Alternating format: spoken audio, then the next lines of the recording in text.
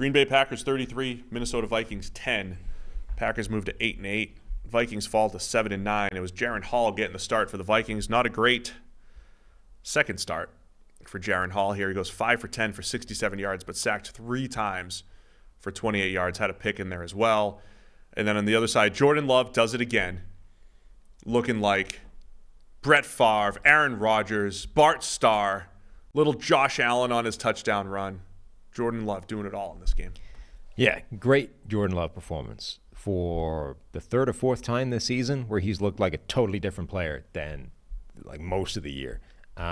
He has these games where it just clicks and he's able to put, I think he has 4 or 5 games with like an 80-plus adjusted completion rate percentage, and then his average outside of that is like 60-something. It's wild. He just hits a zone where everything is there. And this is one of the great things, like this, the unexplained keys to football. We all focus on the X's and O's, the preparation, all these things. And so much of the game is there are some times where players just click immediately and they're in that zone. They're in that flow state that everybody tries to tap into, and they're a different player for the rest of that game. And maybe it'll only last for that game, but for this game, everything you thought you knew about that player no longer applies because they're in a different area. And that Jordan Love seems to be really interesting in terms of a player that falls into that quite a lot. He was basically perfect in this game, did very little wrong. And that side of the ball, I think, was probably the more interesting side, even though we're going to talk about the Jaren Hall decision and all that kind of stuff. But for the last couple of weeks, 2.5, I guess, if you count the back end of the Bengals game, but it's like teams found the answers to the Brian Flores defense right as we started talking it up. That's true. Ben Johnson, the Lions offense, they had answers to that Brian Flores riddle and the pre-snap looks and all those kinds of things. The Packers, I mean, they had nothing but answers, no matter what Flores tried to do to them in this game, whether it was send pressure, don't send pressure, fake it, drop it, whatever. They just had somewhere to go with the ball. And not just that, but there was coverage busts everywhere on the back end of that Vikings defense, which is probably a factor in why the defense has collapsed a little bit. Like, there are players starting on the back end there that wouldn't be starting if they had their choice in it. But complete coverage busts all over the place. Like, Green Bay finally gets a 100-yard receiver, and it's Bo Melton, of all people. But, yeah, like, Jordan Love was spectacular, and the Vikings defense, like, the code had been cracked. They didn't have any kind of solution. To add some color to your Jordan Love analysis here, adjusted completion percentage first 8 weeks of the season, because we use arbitrary cutoffs to tell a story here. Yeah.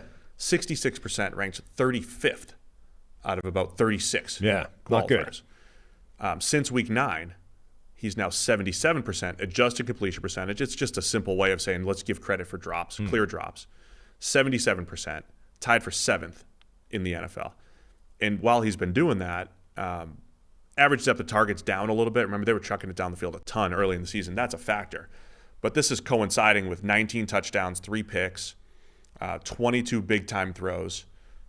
Is it the highest? One of the highest big-time throw percentages in the league during that time. One of the lowest turnover-worthy play percentages in the league during that time. And also in this arbitrary cutoff, the highest-graded quarterbacks, he's 3rd with a 90 grade. I mean, it is I think when Josh Allen first figured it out, I thought he was one of the streakiest QBs in the NFL, and I think he still is. Like, when Josh Allen's in that zone that you're talking about, it is unbelievable because he's doing everything at an extremely high level. Love has elements of that, man. I mean, like 4 out of the last 6 weeks, Thanksgiving, Sunday night against the Chiefs, this game Sunday night against the Vikings, everything he's doing, whether he's throwing off balance, whether he was throwing, remember that pass that he made to Christian Watson in the back of the end zone against Kansas City on Sunday Night Football? Mm-hmm. Unbelievable, the high-end play from Jordan Love. And now my question's going to be the same question I had for Josh Allen, is like the consistency aspect of it. You don't need to play at this level every week, but the fact that he has this high-end play is incredible for the Packers. Now I want to see that consistency. And I know all the comparisons to Rodgers and Rodgers' first year starting and Love, and the stats are almost identical, and they're actually leaning toward Love right now. that doesn't necessarily mean that the trajectory is going to be the same as Rodgers, because Rodgers looked like a Hall of Famer, not year one, but year two. In 2009, it was like, all right, now he's there, and was in the Super Bowl by 2010. So it doesn't mean that's what's going to happen. But the high end that Jordan Love brings to the table is so impressive and night and day compared to what we saw earlier in the season.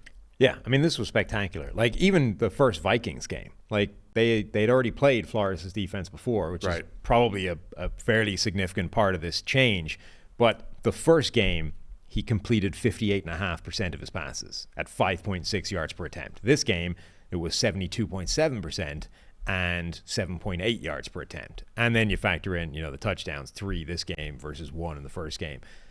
It was a totally different performance. They just had answers. Every time the Vikings tried anything, Green Bay had an easy answer for it. There was a play there where somebody is like, look at this spectacular Jordan Love play. It looks like Mahomes. He's dropping back, dropping vertically to sort of invite the pressure, like, buy some more time. Come on. You're not going to get there. Boom, pass over the top. And it's like, yeah, I mean, that's a really nice play. It is quite Mahomesian, but also look what he's throwing to. Like, at the back end of that play, there isn't a Viking within 10 yards of, I think Bo Melton was one of those passes to him. Yeah.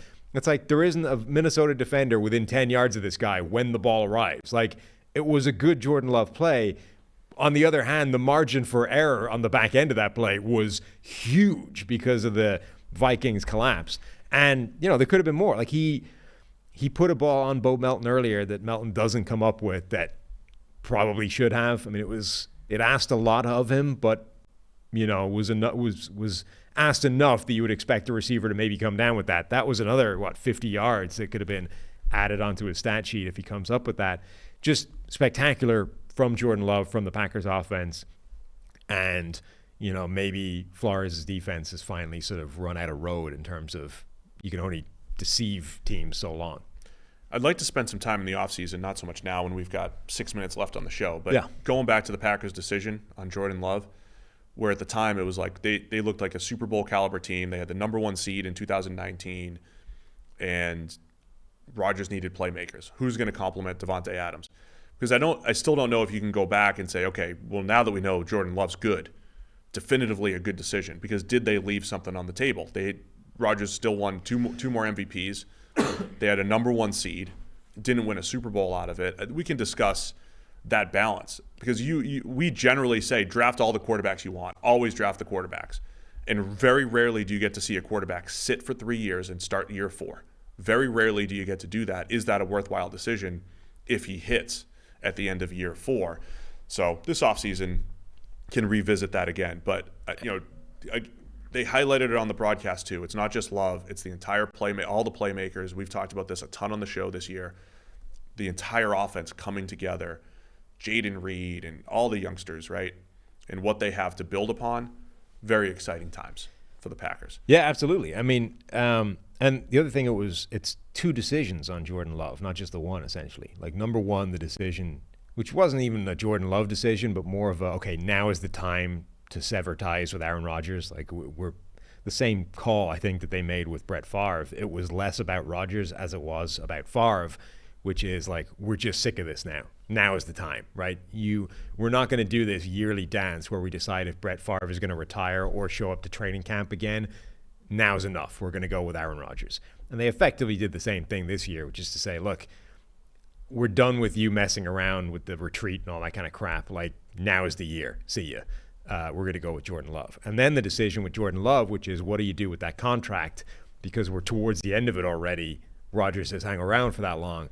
And they did this weird halfway house extension thing rather than, play any of the sort of standard ways of doing it. So, yeah, the Jordan Love thing is interesting. But, yeah, they did a good job on the broadcast of pointing out repeatedly just how young this team is. And we've been saying that all season long. And they're without, even in this game, they're without a lot of their best players. Yeah. I mean, Christian Watson was still on the sideline in this game. And, Bo Melton has the big game. Dontavian Wicks wasn't playing in this game either, right? So, like, arguably their 2 best receivers in the year weren't playing in this game. And Luke Musgrave wasn't playing either. And that's opened up this incredible opportunity for Tucker Kraft, who, honestly, the development of him between, like, training camp and now has been wild. But you add all of that together, and if this team makes the postseason with this incredibly young group of playmakers, with an offensive line that's good, and with all these guys with the potential to get even better, A, as they develop still week to week, and B, getting back some of their best players. I mean, the Packers are not a team to be taken lightly at the moment. Packers currently the number 7 seed at 8-8. The Seahawks and Saints are also 8-8. So yeah, they can get into the playoffs, and we've said this the last few weeks. The high-end Packers team looks really good. Yeah. Now, the defense has been terrible. Except this That's game. what we've talked about. I know, but that's what we've talked about more the last few weeks is how bad the Packers defense is, how they've made opposing quarterbacks look great. Not the case in this one. Jaron Hall and then Nick Mullins. They could not get anything going with Hall. He kind of missed a throw, gets tipped up. I use the word unlucky for an interception, as in I don't think the punishment fit the crime. The crime was little miscommunication on the play. The punishment was interception. Should be an incompletion, right? That hurt for Hall.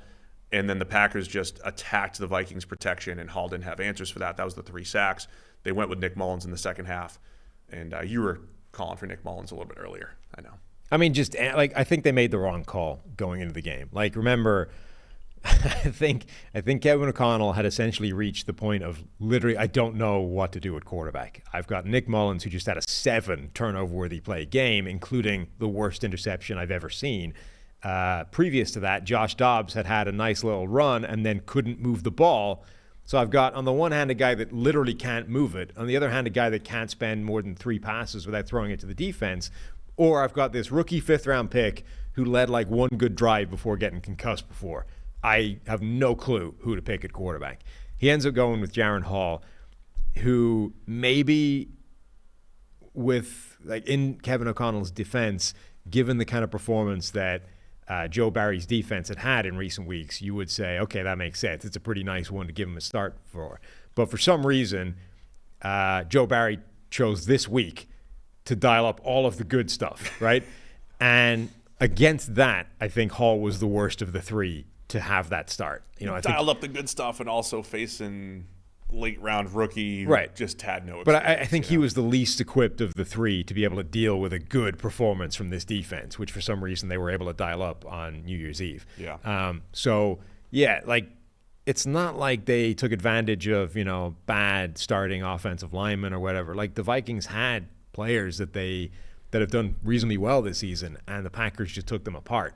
And you look at the pressure stats, like Nick Mullins was under pressure 54% of the time when he came in. Jaron Hall was under pressure 64% of the time as a quarterback. And 43% of the time was him getting blitzed. But when you, like, on the one hand, you've got Brian Flores' defense, which has done an amazing job all season long. The Packers had answers to everything they threw at them. On the flip side, you've got Joey Barry's defense, which has been getting gashed by every team they've come up against recently.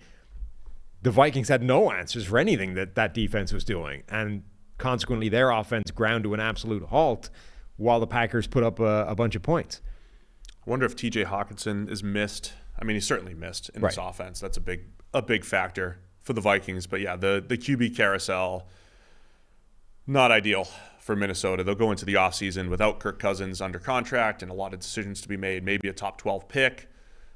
After Mike saw a lot of people last night watching Michael Penix throwing lasers around the field saying, boy, give him Justin Jefferson and Hawkinson and Addison and these dudes. I mean, they very well might be in the mix for QB right at the top 12 to 14 picks in the NFL. Vikings still technically alive in the playoff picture. They're going to play at Detroit next week.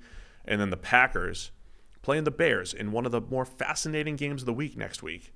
They'll be in the 4:25 window, but Bears at Packers. Bears, both teams, well, Bears are hot. Packers are mostly hot offensively. Still have questions about the defense, but playing for their playoff lives next week against Chicago, who the Packers historically own, as we know. Aaron Rodgers passed it off. Ownership to Jordan Love. Passed it down. Aaron Rodgers, better owner than David Tepper. Aaron Rodgers passes off the Bears. David Tepper throws water in people's faces.